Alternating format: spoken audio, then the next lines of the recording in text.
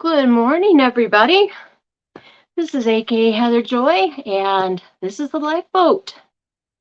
Glad everybody is here. I just want to check. Let's see. We got Charlie and JT and Todd. And I know there's more than that. Tommy Bird, Lemmy, Cheryl. Let's see. I don't want to miss anybody. Anyway, good morning, everybody. Oh, Scooby. I miss Scooby. I just saw that name pop up. Yeah. Anyway, hope everybody's doing well.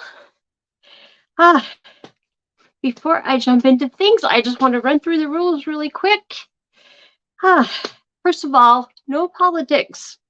We don't discuss politics because, well, you kind of want to behave online with good manners, like pretend you're going to your family's Thanksgiving. And everyone's warned you, don't talk politics. Sorry, I just brings back memories. Anyway, I'm really good at pissing off my family. Anyway, number two, this is not a religious channel, but it's completely fine to say things like, people offering to pray for one another, or saying things like, I couldn't have found sobriety without my faith, which I couldn't have. But anything beyond that, where if you're telling somebody this is the reason you're not getting into heaven or anything like that, yeah, just don't go there. The third one, please refrain from swearing, from any kind of foul language in the chat and the comment section. As Tommy always says, if you cannot control your mouth, you can't control your life. And number four, no room at all on this boat for mean people.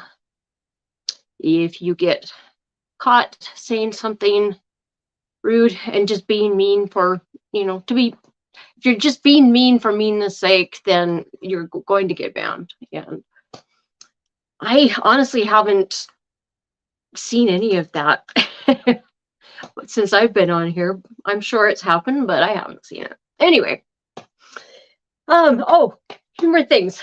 Couple of things the little housekeeping things I need to get out of the way first. The first thing is, I have been meaning to bring this up, and I just kept forgetting to do it. But I just found out there's a drug. I'm sure many of you guys have heard about it. That drug, I believe the common name is semaglutide, but it goes under like Wegovy, Mounjaro, or what is it, Ozempic, and they are primarily used for treating type 2 diabetes. It's supposed to help with insulin resistance. It's supposed to make it so your cells can take glucose into them. Basically, it makes the cells more sensitive to insulin.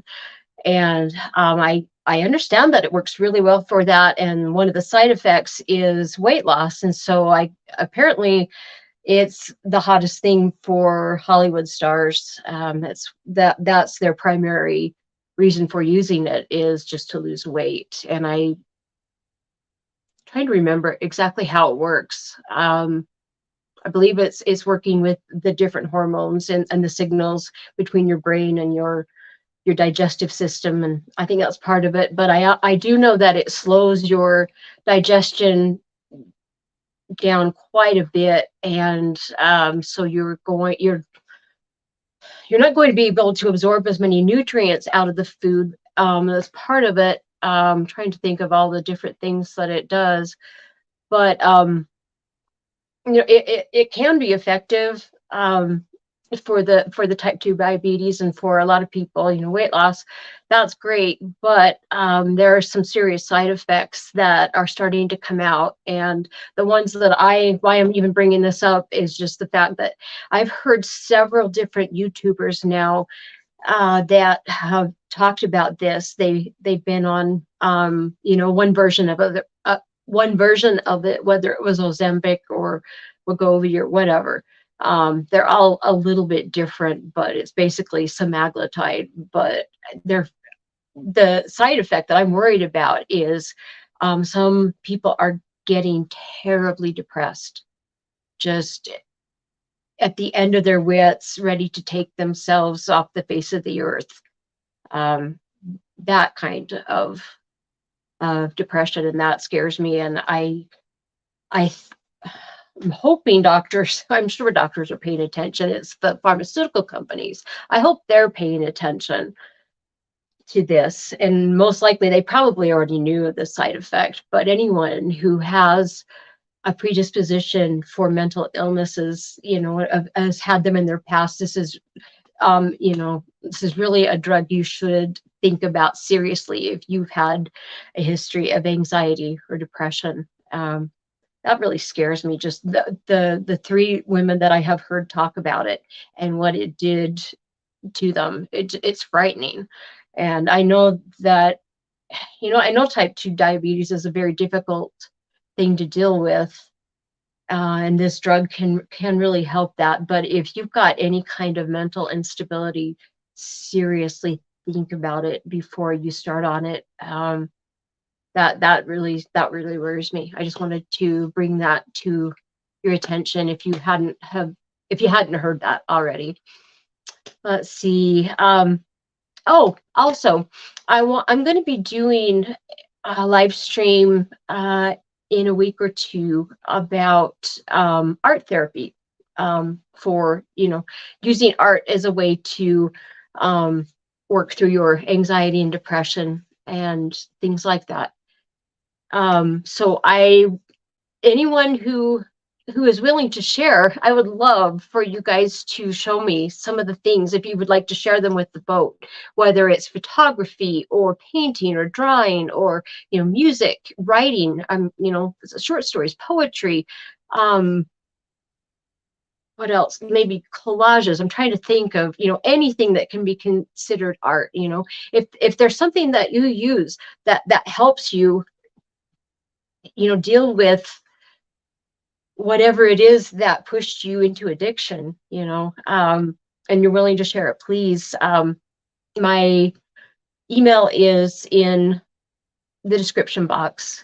Please send me whatever you're willing to share, because I would love to show that off. I'm even toying with the idea of, for my own channel, compiling pictures, paintings, photographs, anything like that. Just, I would love to put a book together, and show what, how wonderful art can really be when you're trying to work through something. Because every single time I've ever been a patient on a psych ward, we had art therapy, quite a bit of it. And depending on where I was, sometimes it was fun, sometimes I didn't even participate, but it can be very helpful. So anyway, there's that.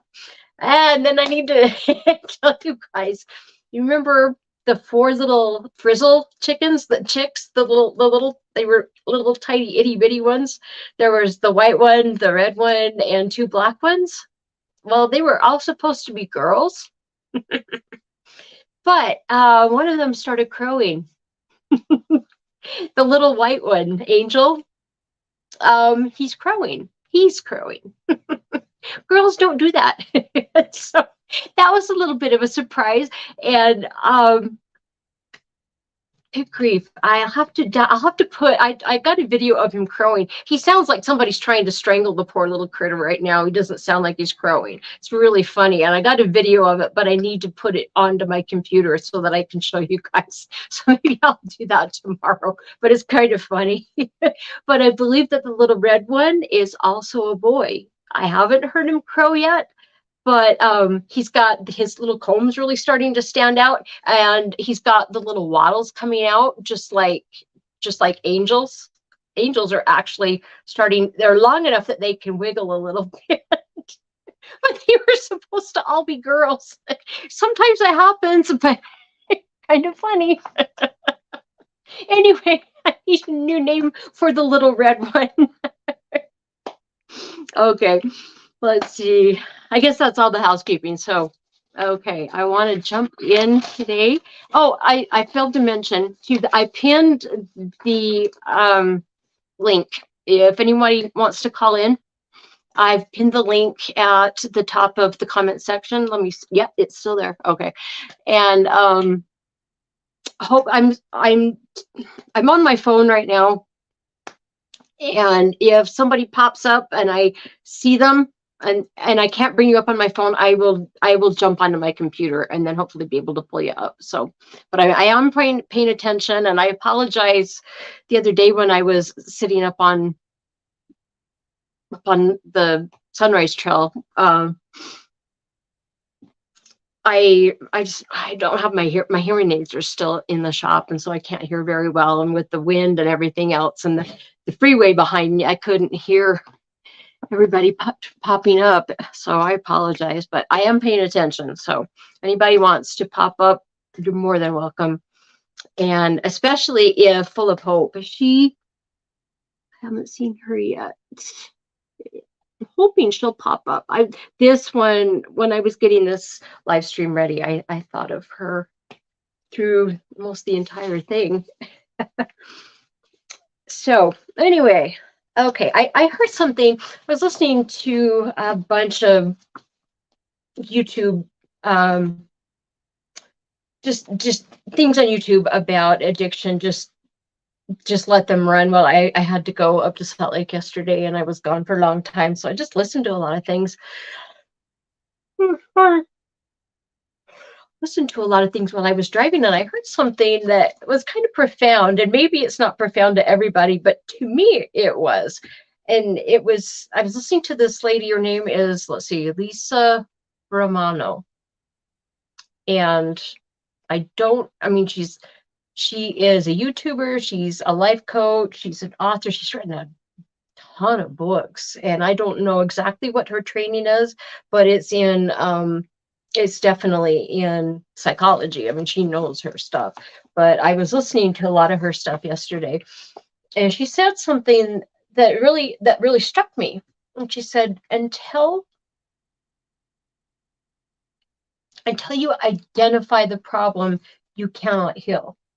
Now, everybody that comes to the lifeboat is either here because, you're either struggling with addiction yourself, or you were here because someone that you cared very much about is struggling with addiction. So, an addiction is just another symptom. It's a sign, a symptom of a disease underneath. There's something wrong. And anyway, this lady I was just telling you about, she just made the statement that until you identify what the problem is, you cannot heal. And she said, think about it this way. And this is what got me, because I'd never thought about it this way. She said, if you take your car into the mechanic because it's just not working right, before he can fix anything, he's got to identify what the problem is. And I just, like I said, it really struck me. I don't know why, but I'd never thought of it in those terms. And it really, I don't know, it just hit. It really hit me. That we can't heal until we know what the problem is.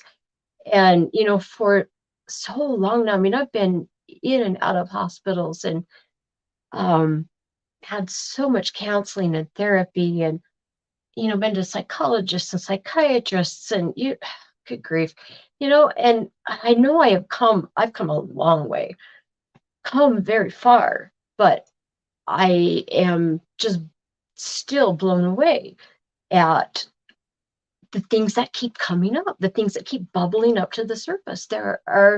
There definitely, for me, are things that I still absolutely have got to take care of if I want my brain to not feel like it's on fire 100% of the time. And I'm not having to deal with these cycles of depression and anxiety and everything. And I mean, it's really true. I mean, I've been working on myself for a very long time, and I'm still even in the, like, just in the last week, realized how much work I still need to do. And wow, I mean, I maybe that's why it struck me. But anyway, I just thought that was really interesting to think about it that way. And so that's one of the reasons why I am doing so many of these live streams on, different aspects of psychology. Uh, I really want this to be a place where people can go and maybe get an idea of what might be troubling them, what might be pushing, what might be underneath that addiction or that need to. I heard, was it yesterday? Somebody was saying yesterday too that addiction really basically does one of two things for a person. It either numbs them from feeling something, or it makes them feel something. It's one or the other. And I thought, yeah, that's very true. That's what we're trying to do through our addiction. And until we find what the core issue really is and fix it, it's going to keep digging at you. It's gonna forever bother you. And I sure don't want to continue to live with all of the mess up here. I want to straighten things out. So anyway, if you're here at the lifeboat, then more than likely, you want to either get sober or you want to stay sober. My question for you is, how long? I know that if I don't correct all of the things that keep bubbling up to the surface, there's a very real chance, that I could go back to addiction if I don't, continue to fix the things that keep coming up. And I honestly think too that you can't only, fix one thing at a time. You can't just do it all in one fell swoop and have it all done. It just doesn't, I don't know, we just don't work that way, because that's not how we learn. That's not how we grow. That's not how we ended up in the situation that we're in now. Everything is always just kind of line upon line. And so, it makes sense to me. But if you want to stay sober, you really do. You got to figure out what it is that started the addiction in the first place. And so one of the videos that I was listening to by this lady, Lisa Romano, she was saying, do you feel stuck all the time? Or do you ever wonder why your relationships never work out? Or maybe why you're always attracted to, say, a narcissist? Why you feel, maybe you feel anxious 24/7? Why you're always seemingly in a rush? That's me all the time. I have a hard time. I can never relax and just sit down and just enjoy something. I'm always feeling rushed, and I don't want to I don't want to continue to feel like that. But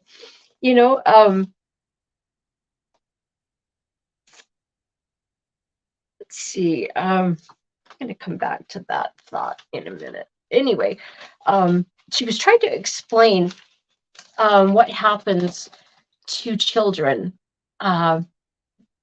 from about the age of, from the time of birth till about 7 or 8 years of age.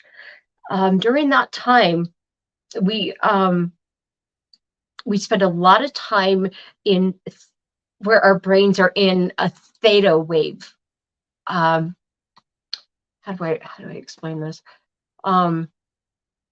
Okay, you have different types of brain waves for the different activities. If you're in an alpha state, you are in a very receptive state where you might, that's a good place to be in when you're learning. Unfortunately, it's also a place where people can be programmed, things like that. Beta would be more where you are actively working on something. But theta, there's delta and theta, and I'm trying to remember there's two more after that. Anyway, but the theta brain waves, it's a much deeper brain wave and that occurs when you're asleep most of the time. Well, as adults anyway, the time when you are kind of when you go to sleep at night, right before you start to drift, you're just about asleep. You're kind of in between awake and asleep. Um, you kind of go through that when you're falling asleep. When you wake up, you're in the same kind of time. I mean, you're in the same kind of brain waves. And then also when you are in REM sleep, when you're actively dreaming, you're in theta again.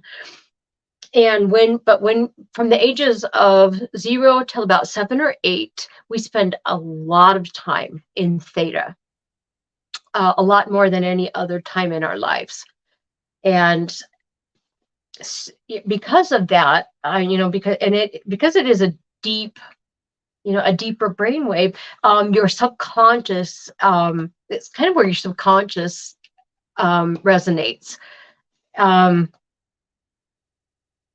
Trying to think of a good way to explain this. I guess I was okay. That's also if you're if you are really good at meditating and you're in deep meditation, that is also a time when you can be in theta waves. Anyway, this is, like I said, this is when you dream. But it's also the gateway to your ability to learn, to memorize things, to recall things. It's also the gateway to your tuition. And this is a time when all of your senses are focused inward. You're not awake. You're not taking things in from your environment. I mean, everything is focused inside. And because this is kind of where your subconscious, that's where your subconscious is, those waves. And you're in a great deal of that, in those early years. It really matters. Your environment really matters. And so if you've got parents who are emotionally mature adults and they're able to regulate their own emotions, and they're there to nurture yours, to give you the things that you need.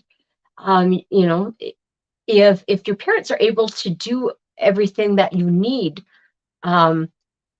during those early years, as far as your emotional needs, your physical needs, all of, if they able to meet all of those, then when you grow up, you're a reasonably resilient, emotionally resilient adult.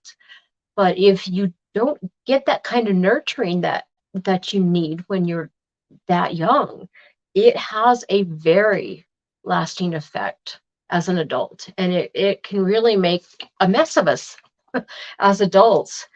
And it makes it hard for you to, if you don't get that, then you're not able to set boundaries for yourself. You aren't able to take on challenges and feel good about yourself. It really can affect your self-esteem, because what you're doing, in those early years is you're trying to figure out this place, Earth, where I am. Is it a safe place? Is this where I can get my needs met? Are the people here in my life, are they here to help me? Are they here to hurt me? Is this a hostile place? Is this a good place? You're trying to figure all of that out. And because you're a child too, it's very hard to see through any kind of distortion. And, it's such a critical time.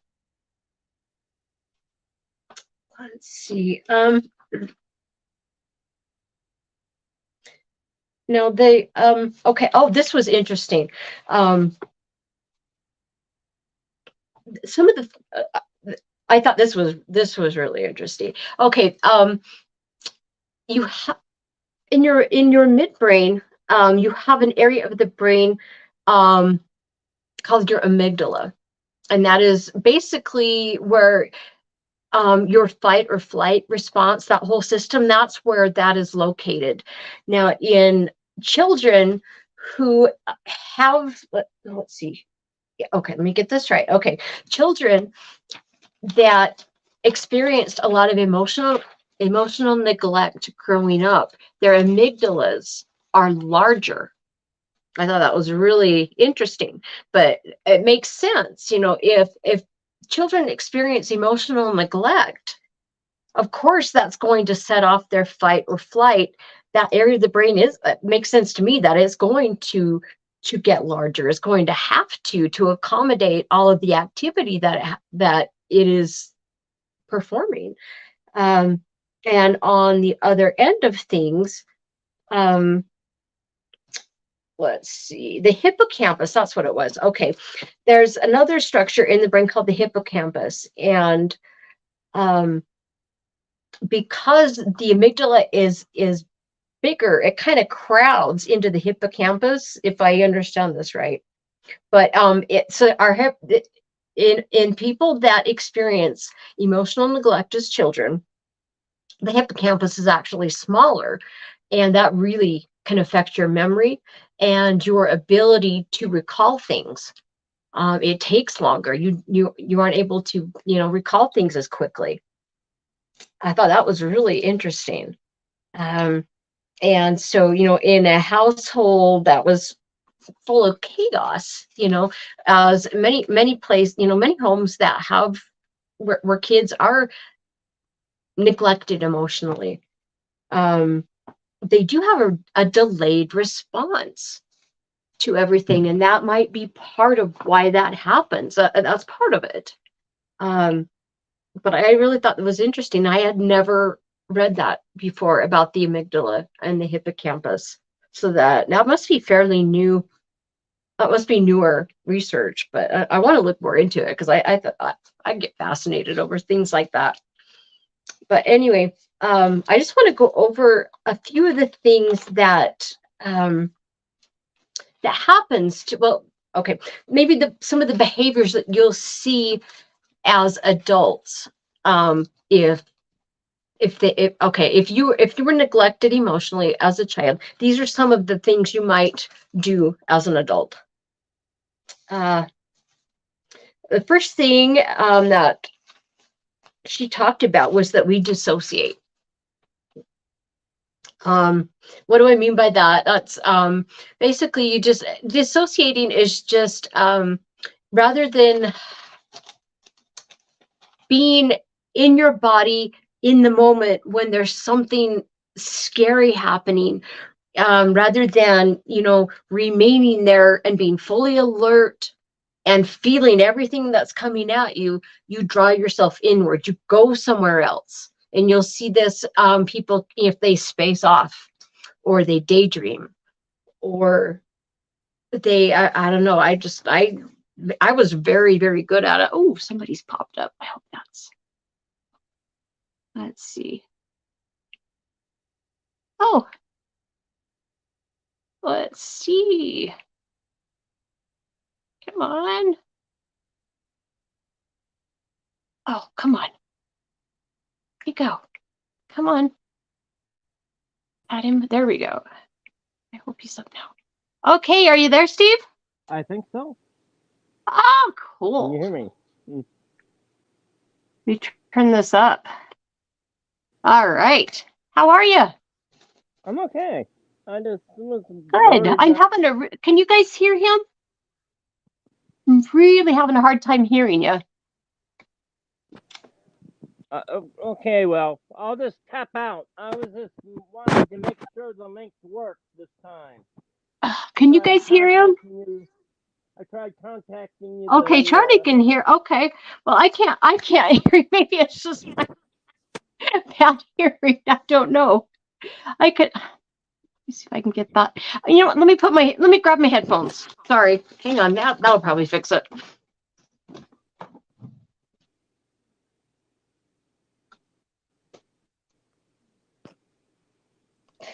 Okay.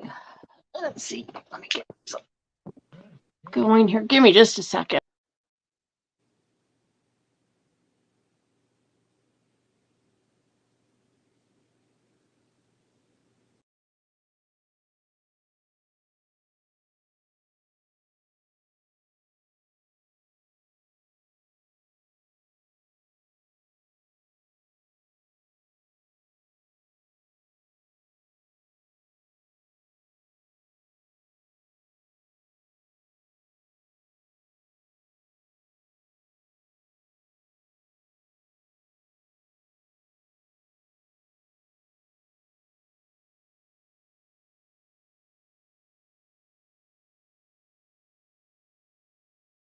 Okay, where'd he go now that oh no, where did he go? Oh, for heaven's sakes.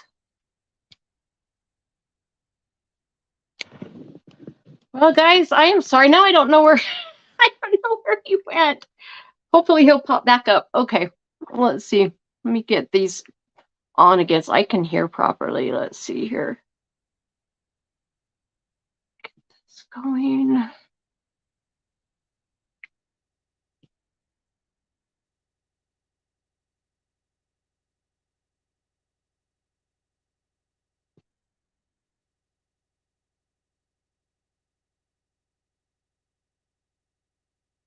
Oh, there we go. Okay, now let me get. Oh, now is he back up yet? Nope. Okay, well, I hope he comes back. Anyway, I apologize, guys. Okay. Sorry about that. I have to remember to put them on before I start. I apologize, guys. Okay. Anyway, I was talking about dissociating. Uh, Now this one completely makes sense to me. Um, if you are, if you're, if you grew up in a house that was just, chaotic all the time. My mother did not have the ability to regulate her own emotions, and she really externalized it. She really did. I mean, she lashed out at everybody, and because of that, I was constantly, just scanning my environment to trying to, you know, take care of any little thing that might set her off. I was just hoping that she wouldn't blow up. And, I was always, in fight or flight, trying to, keep things calm. And then when she would lose it, the last thing you could do was lose it. Yeah, and so I would freeze. I would freeze right up. And to this day, I still do that. I suck at confrontation. I hate arguments. I don't know what to do with myself when I'm angry. It's very frustrating, and it drives the snot out of my husband because if we get into an argument, he wants to get things taken care of. He wants to get down to business and figure it out and take care of things. And I can't do that. When I get into a confrontation, I freeze. And I can sit there and listen and take everything in, but you have to let me, you know, go away for a couple hours and think about it and calm down. And then it's really good if I sleep on it. And it takes me a while to figure out, I don't know, to react to it all. And it makes sense to me now that I listen to her explanation as to why that happens.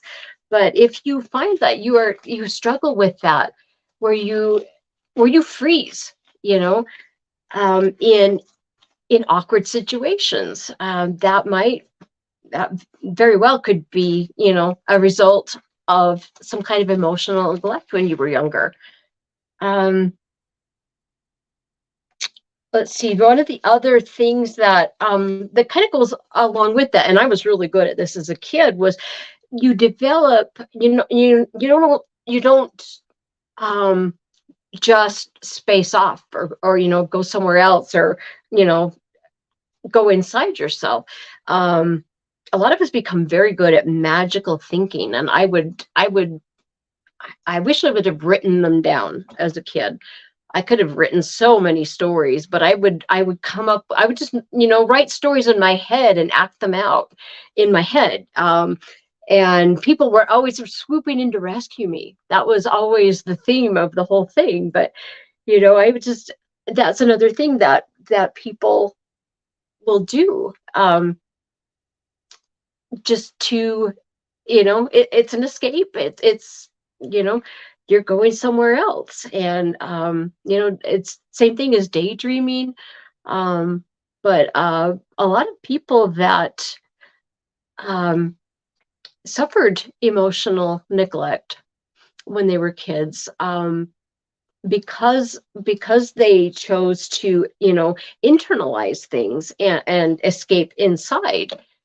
They have become very good, very creative, very good writers, things like that. And yeah, I wish I knew how to tap into that creativity again, because that is not a word I would ever use to describe myself in the last 45 years anyway. Um, let's see, what was the other thing she was talking about?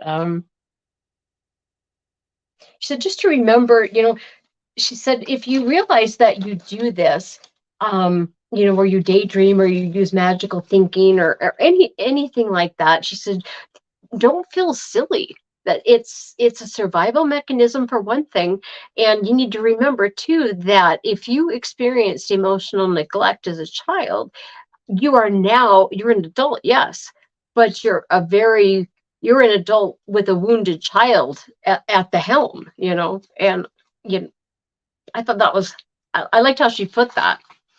Another thing that she talked a lot about was um, emotional regulation, being able to, it's kind of your emotional intelligence, how you handle your emotions, or or you don't. But children that receive adequate attention don't have an issue here, but you'll see this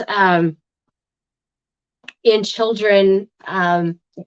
Some of the things that you'll see with children that tend to, let me see if I want to go into that one yet. Hang on.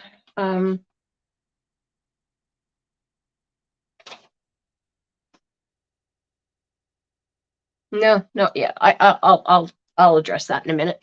Let's see. Children, okay, yeah, children that receive the adequate attention that they need, especially in those first 7-8 years, they don't act out. I've seen a lot of that where children will do, where any kind of it, whether it's positive attention or negative attention, they don't care. They just want attention. I've seen a lot of that every time I have to go to the clinic here in town. I swear, I every time I will see a mother that's bringing in her child to get him a refill on his ADHD medicine or something, and the kid, the mother is staring at her phone, not giving the kid the time of day. The kid's just, all over the place, and, throwing things around and just being a nuisance. But, the poor kid's just trying to get mom's attention. I see that a lot, but you'll see that, with all kinds of acting out. It's a big problem anymore in schools. There are 3 different women that I know from church that they were school teachers, and they've all retired early because of the kids. And they were all middle school teachers. And one of them was severely injured by a student. He just wouldn't, she tried to call him on the stuff he was doing in class because he was acting out, and he was creating a nuisance of himself, and he wouldn't allow the other kids to learn. And he took it out on her for the next couple of years, and he ended up hurting her badly. I mean, she couldn't even walk at one point. It was crazy. And I just see this is a big problem. But you'll see kids can act out. They don't know how to control their own emotions in an appropriate way. Let's see, you'll see children that have a lot of anxiety, depression. A lot of kids don't have good self-esteem. They just don't feel good enough, or they don't feel like they're even capable of taking on a project or anything. These are all, signs of poor or the inability to regulate your own emotions. Once in a while, these kind of behaviors can be biological or chemical, but it's very rare that it's just strictly that. It's usually related to, something that's going on in the home.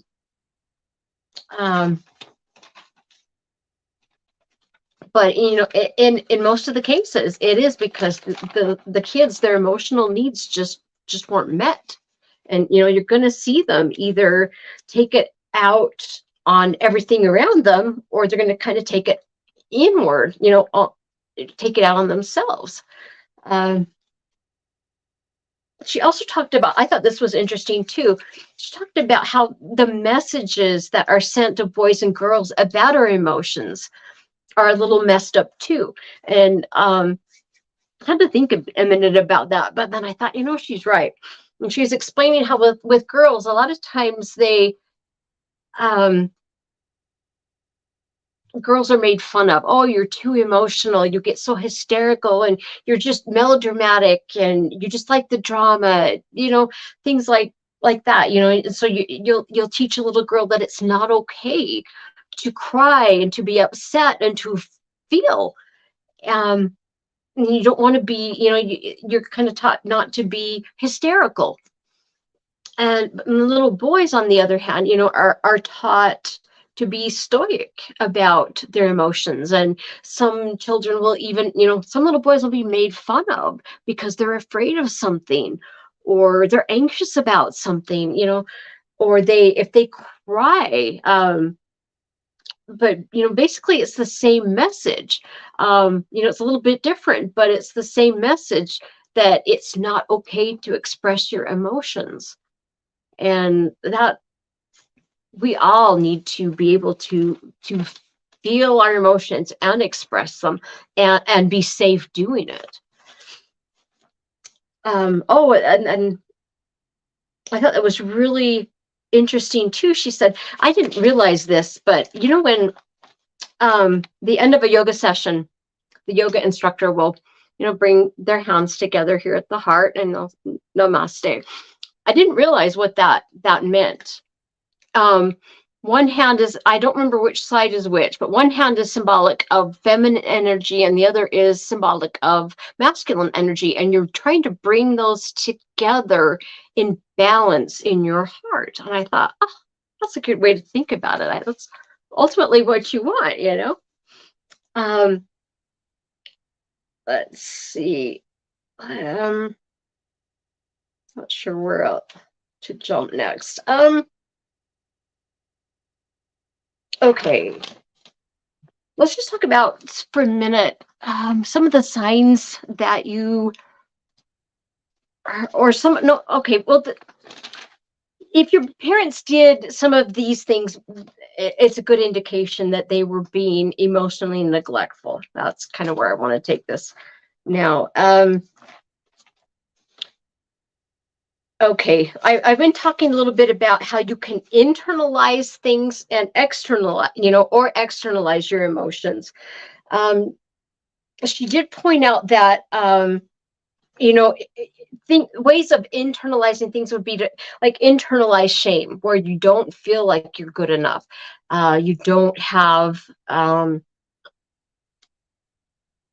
self-esteem to feel safe, taking on a challenge or anything like that.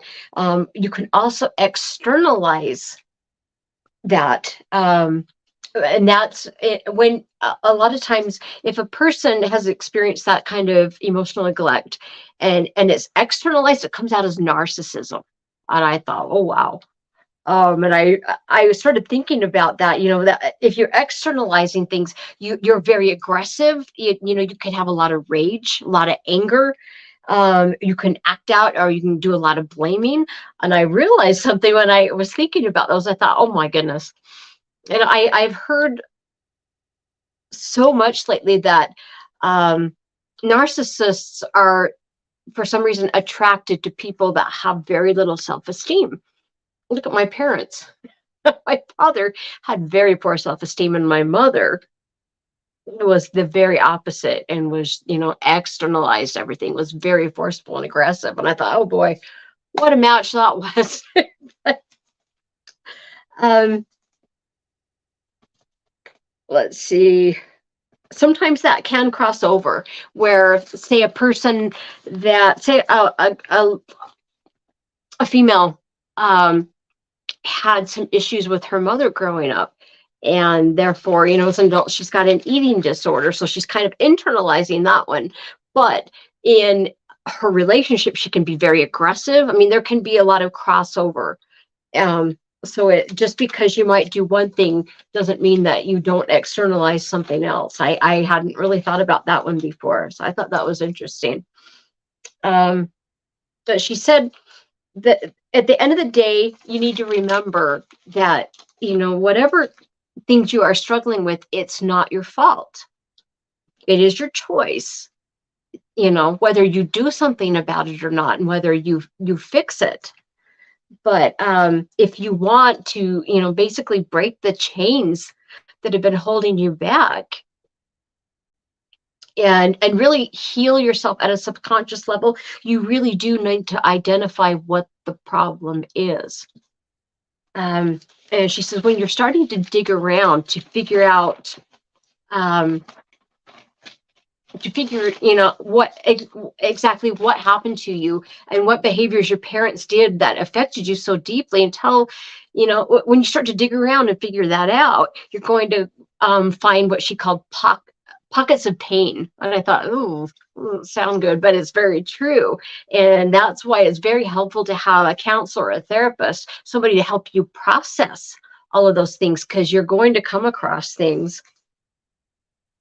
Sorry, my chicken's having a fit in the other room.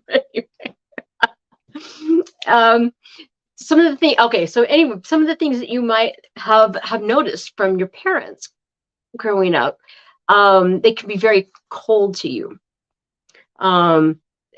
Maybe your mother spoke to you with a very unfriendly tone, or maybe your dad was just very indifferent about everything, and it kind of felt like they just didn't care. Um, Maybe they were distant or disinterested. Um, it's kind of more. It seems to me that being cold to someone is more about nonverbal cues. At least to me, that's what it would seem. It would be, not just words that are said, but the way that they're said. Um, but it would be another thing would be, um, maybe you come home from school and you're visibly upset. Maybe something happened at school and you're visibly upset, and you'll walk in and one of your parents would see you crying, but they wouldn't ask at all if you were okay or what happened, or they wouldn't check on you. I mean, those are just examples. um let's see. And if you found that you were afraid of upsetting your parents, or you were afraid of criticism, you were afraid of displaying emotion, it may well have been because they were very, your parents were cold to you. Um, and I also thought this was interesting. Very often, um, you will idolize, in cases like this, you'll idolize one parent over the other. And I know I did that. My father was, besides a farmer, he was a truck driver. He was gone all the time. He'd be gone, like a week at a time. And so he wasn't home. My mother was. She was working full time. She had 4 children to take care of, and she was by herself most of the time. And she couldn't handle it, and she couldn't manage her emotions, and she was constantly acting out. I mean, externalizing things. She was just very angry all the time and yelling, and it was all, but she was just pushing her frustration out.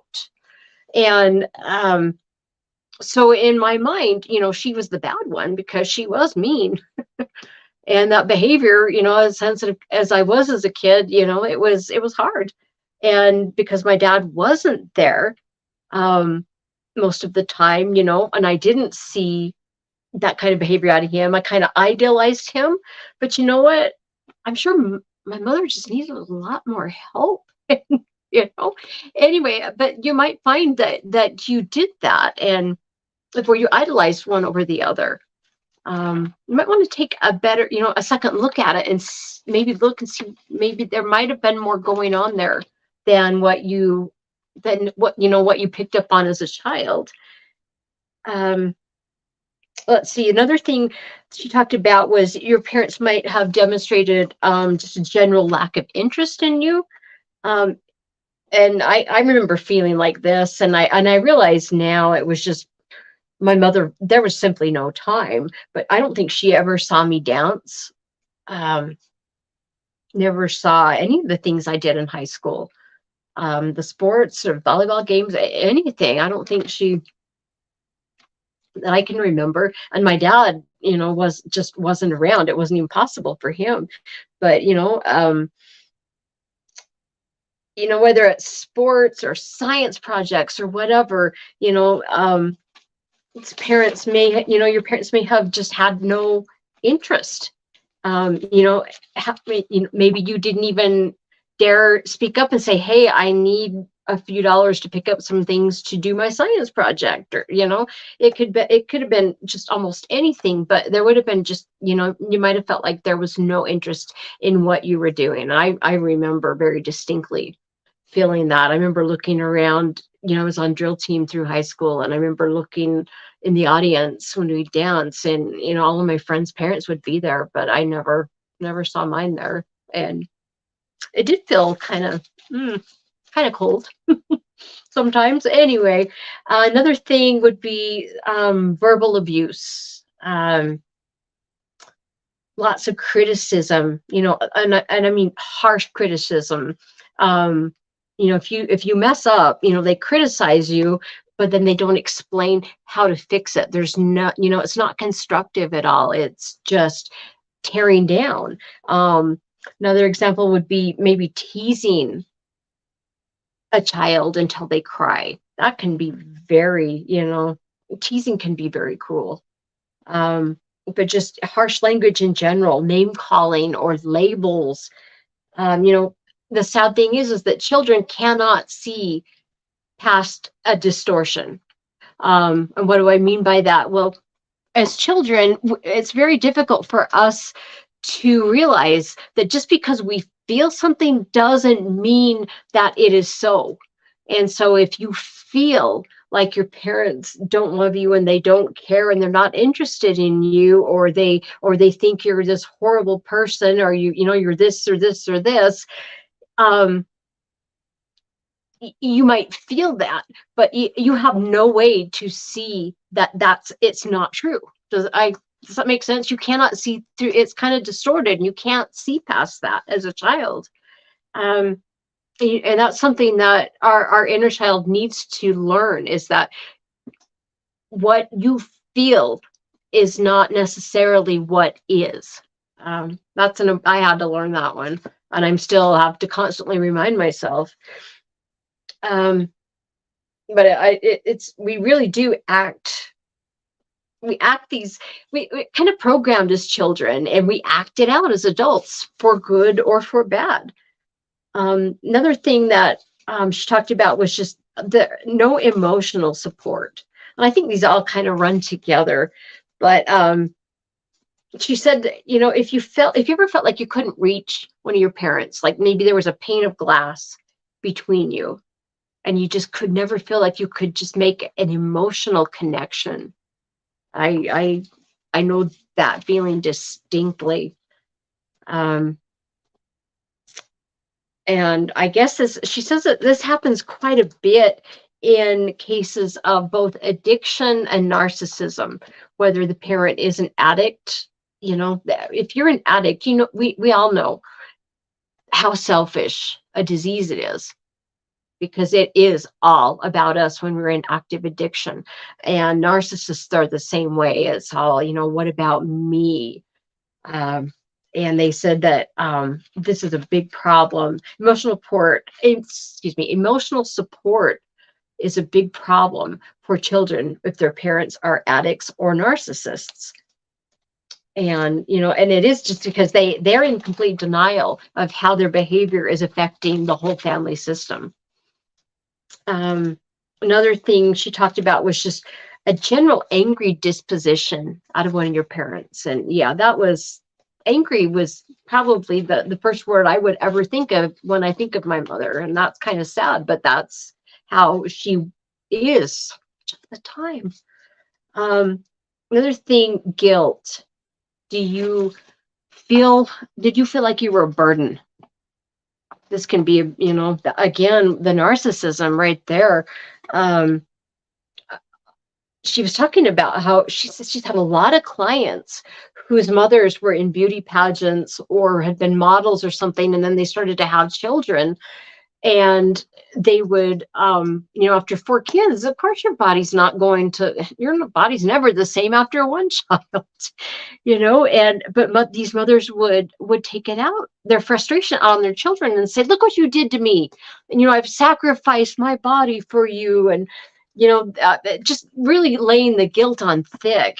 But that can be a big problem. But I remember distinctly most of my childhood, feeling very guilty for even being born. I felt like such a burden, and the guilt. And to this day, when I have to ask for something from my husband, or I have to spend a lot of money on a medical procedure or something, I feel so much guilt. It's still really bugging me. But let's see. I just, these are just some of I'm just trying to give you guys some ideas of, if these are things that you've experienced, or maybe that you saw growing up in your house, it might help you to pinpoint a little bit more, what exactly is wrong, that's been pushing you to drink or to take some kind of medication, drug, what have you. There's some reason behind it. I also think we need to be mindful too of, as adults and as parents, for those of you who have children, we need to remember, that addiction is just like narcissism, and it's going to do some damage, because we are very self-absorbed, and we don't understand what we're doing to our children. I think we need to remember that. We need to stop the damage, and stop that cycle of abuse that can carry on from generation to generation. I've seen it in my family, and I'm just, yeah, I'm where it stops. I refuse to do it anymore. You guys, I just want you guys to understand something. I don't know where each of you are in your sobriety, or if you are just thinking about sobriety. It's such a difficult spot to be in when you've been trying to get sober, and you keep relapsing and you keep relapsing. I want you to understand something. When you first, go off of your drug of choice, whatever it is, it's going to take some time for you to get back to where you feel okay. But just because you feel like crap, if you're at the beginning of your, trying to get sober, and you know what it feels like going without your drug of choice, how it's miserable, just remember, you're here because you don't want to continue to live like this. It isn't life, it's just existence, really. If you, sorry, boy, I lost my train of thought. Trying to say something important, I lost my train of thought. Good grief, guys. Okay. If you want, boy, I apologize, guys. I'm trying here. I'm trying to put this across in a way that everybody can understand. You're here, because you don't want to continue. You don't want to continue to be in pain all the time, and to be sick all the time, and to be miserable. And, if you know what you're doing to your family, and you see the harm that it's done, and you don't want to continue in that, but you keep finding that you're relapsing. I want you to remember that just because you feel like crap, at first, it gets easier day by day. You do feel better, and you will reach a point when you don't need to take anything, and you feel okay. I mean, you really, I promise you, You can get there. I relapsed so many times before I went to before I went to rehab. I mean, it was just, and I really wanted to to end it. I wanted to end the damage I was doing to my family and to myself and to my body. And I did, but it was just, I know I've been there. I know how awful you feel. And you just feel like, it's never going to get better. What's the use? It does get better though. It really does. I promise you. And there whether addiction is just a bad place to be anymore, because with all of the things that they're adding to the drugs that are available on the street, it's just you're just playing roulette. And alcohol, if it's alcohol that's your drug of choice, oh boy, I need to do a live stream just on alcohol. It is so destructive to your body. It's not, I mean, yes, it's a drug, but it's worse than a drug. Drugs usually attach to receptor sites, but alcohol has the ability to go through all cell walls and enter the cell. And as your body breaks it down to try and use it as fuel, the things that it starts to break it down to are poisons. I mean, it is so much worse. I don't think people understand how bad alcohol really is, and it blows my mind that is the acceptable drug. It's crazy, but I want to promise you, just because it is really hard at first, it's not going to be like that forever. Things are going to get easier, but it's going to take some grit. You're going to have to toughen up a little bit to get through it. And then trying to maintain sobriety, especially, when you have emergencies, things pop up. It's not easy, but it's worth it. It really is. And life is so worth it. And I hope that it just one of you is hearing me. Just one of you. you know, I've been very open with my past and the mistakes I've made and where I have been and what a mess I have been.